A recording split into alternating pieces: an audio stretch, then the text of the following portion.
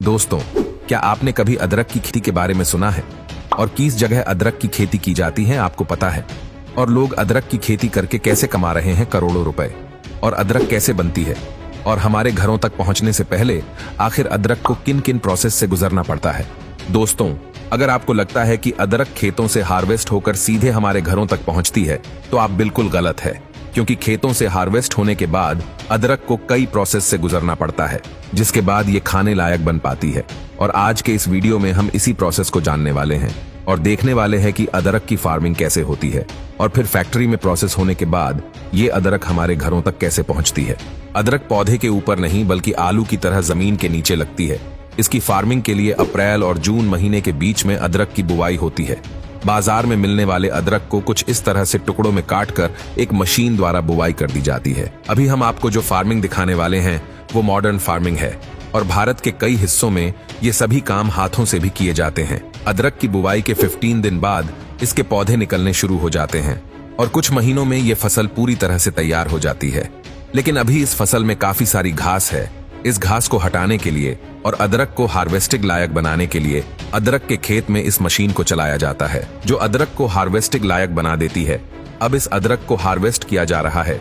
ये मशीन अदरक के पौधे को उखाड़कर उसके आगे वाले हिस्सों को काट देती है और बची हुई अदरक को कंटेनर में डालती हुई चलती है। भारत में यही काम हाथों द्वारा भी किया जाता है।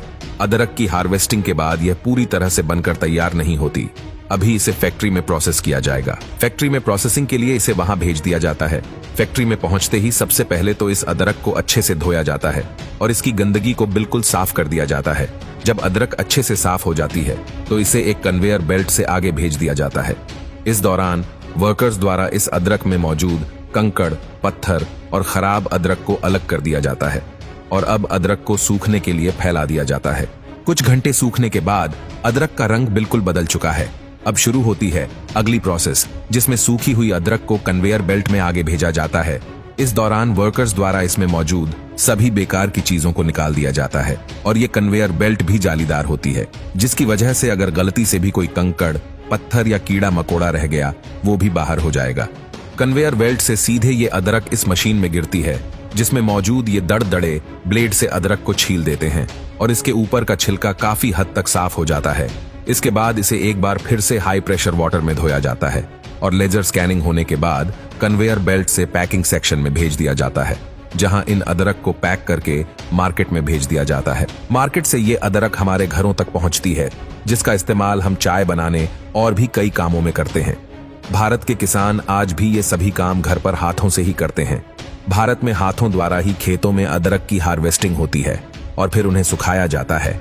इसके बाद सूखने के बाद इन्हें मार्केट में भेज दिया जाता है, जहां से ये हमारे घरों तक पहुंचती है। तो दोस्तों, अदरक की खेती के बारे में आपको क्या कहना, हमें कमेंट करके जरूर बताएंगे।